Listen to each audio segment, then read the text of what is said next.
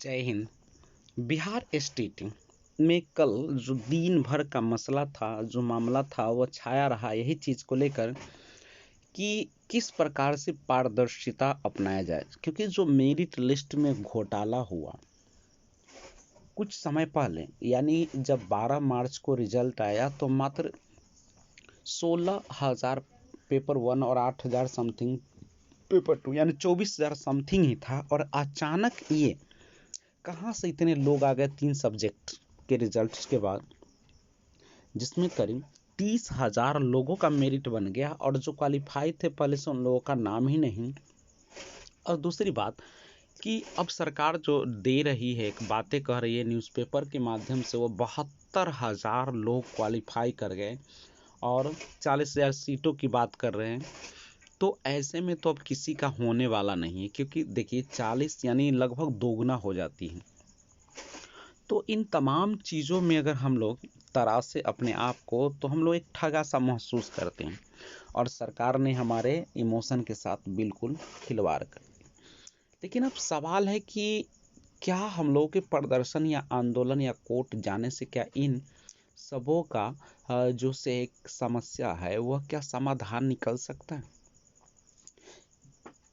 देखिए, अब सरकार तो कह रही है कि मेरिट और नन मेरिट की कोई बात ना हो, अब सबको बहाली की प्रक्रिया। लेकिन जो अंदर आ गए घोटाला किए, जिन्होंने किसी भी तरीके से पैसे देकर या बोर्ड को खरीद कर या किसी भी प्रकार से अपने आप को क्वालिफाइड, जो कि फेल थे वो भी क्वालिफाइड में शामिल हो गए, तो उन लोगों को बाहर कैसे किया जाए, ये बहुत बड़ा मसला है।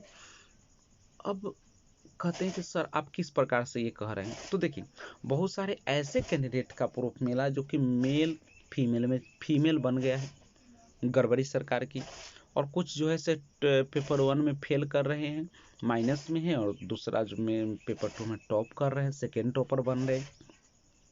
तो ये तमाम चीज़ें और इसमें अभ्यर्थियों का घर छोड़ देना भी एक समस्या बनती नजर आ रही है कि कहीं ना कहीं जो है घोटाला छोटा मोटा नहीं बहुत बड़ा हुआ है। और जिस रफ्तार से क्वालिफाइड हुआ, और शिक्षा मंत्री या शिक्षा विभाग जिस तरीके से कह रही है कि सभी शिक्षा जो विभाग ने यह स्पष्ट कर दिया कि जो भी क्वालिफाइड किए हैं उन सभी को नौकरी दिया जाए। तो अब आपके पास 40,000 सीट का आंकड़ा दे रहे हैं और 72,000 क्वालिफाइड बता रहे हैं, तो इसमें कैसे मिलेगा अब नौकरी।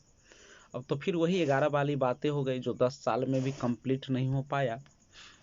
तो इसमें भी वही प्रक्रिया चलेगी और फिर 2011 से कुछ स्टूडेंट्स इसमें शामिल हो जाएंगे, तो ये 72 न होकर और बढ़ जाएगी इसकी संख्या। अब एक समस्या है कि आखिर सीट कुछ बढ़ेगी जरूर, लेकिन जैसे छठे चरण से भी कुछ सीटें आएगी, जैसे खासकर मैथ हो गया और साइंस है, ये सब चीज़ें हैं। सोशल साइंस में कम संभावना है, कंप्यूटर साइंस में, लेकिन अन्य विषय जो है उसमें संभावना है कि सीटें और कुछ बढ़ेगी। लेकिन जिस प्रकार से क्वालिफाइड किया उससे तो अब यही नतीजा निकलता है कि किसी भी तरीके से यह बहाली अब सबको मिलने वाली नहीं है। और लगातार जो आंदोलन हो रहे हैं उससे सरकार पर अब एक ही दबाव बनाया जाए कि डाटा किसी भी प्रकार से रिलीज कराया जाए, क्योंकि डाटा रिलीज होगा उसके बाद ही पता चलेगा कि आखिर रियलिटी है क्या। और डाटा केवल रिलीज ही न कराया जाए, डाटा इस तरीके से रिलीज कराया जाए ताकि हम लोग कैंडिडेट्स को देख सके, रिजल्ट को निकाल सके, उनका नाम और डेट ऑफ बर्थ या जो कुछ भी है वह इस प्रकार से जारी हो ताकि हम लोग जो है से चेक कर सके कहीं गड़बड़ी तो नहीं है या क्या है। और उसका उम्र शीट भी अपलोड कराया जाए ताकि कहीं भी बड़े घोटाला हुआ होगा तो ये सारी चीज़ों का पता चल जाएगा। तो सबसे बड़ी बात है अभी डाटा रिलीज कराने का, क्योंकि जब तक डाटा रिलीज नहीं आती है तब तक इस घोटाले का पता करना बहुत ही मुश्किल है। और सरकार को जिस तरीके से खरीदा है उससे अब आप लोग यही अंदाज़ा लगा सकते हैं कि जब नियोजन इकाई में जाएगी तो वहाँ पे क्या, जब इतने बड़ी संस्था को खरीद सकती है तो क्या वह नियोजन इकाई को नहीं खरीद सकती है। तो उस समय जितने भी मेरिट वाले होंगे वो सारे के सारे बाहर हो जाएंगे और उन लोगों का एक कह सकते हैं कि अधिकार हो जाएगा। तो ये तमाम चीज़ें हैं जिस पर बैठकर और गहराई से सोचने की चीज़ है। और ये जो न्यूज कल दिया गया था कि एसटीटी पास, मेरिट और क्वालिफाइड दोनों को मिलेगा समान मौका, यानी अब एसटीटी पास सबको मौका, यानी 40,000 पद और 72,000 अभ्यर्थी। आप ही बताइए, 40,000 पद हैं और 72,000 अभ्यर्थी आ गए हैं, आप कहाँ से देंगे? 7वें चरण में लगभग 40,000 हाई स्कूल शिक्षकों की बहाली में एसटीटी पास 72,000 अभ्यर्थी शामिल होंगे, यानी पद से लगभग दोगुने अभ्यर्थी बहाली में शामिल होंगे। तो राज्य सरकार ने शनिवार को एसटीटी 2019 के मेरिट लिस्ट में शामिल अभ्यर्थियों के अलावा क्वालिफाइड अभ्यर्थियों को बहाली में शामिल करने का आदेश दे दिया और 15 विभिन्न विषयों में 30,675 मेरिट वाले और लगभग 35,000 क्वालिफाइड अभ्यर्थी है। इनके अलावा एसटीटी 2011 में उत्तीर्ण 16,196 में से बचे वैसे अभ्यर्थियों को भी मौका मिलेगा जो छठे चरण में शिक्षक बनने में सफल नहीं हो सकेंगे। तो 21 जून को बिहार बोर्ड ने एसटीटी के 12 विषयों में 24,599 रिजल्ट जारी कर कहा था कि सबको नौकरी पक्की, लेकिन सरकार के ताजा आदेश से इसकी नौकरी पक्की नहीं रह गई। एसटीटी 19 के सफल सभी अभ्यर्थियों को समान मौका मिलेगा और एसटीटी 2011 में उत्तीर्ण अभ्यर्थी जिनके प्रमाण पत्र की मान्यता 2021 में समाप्त हो रही थी, इसकी पात्रता उम्र भर के लिए कर दी गई है और आगामी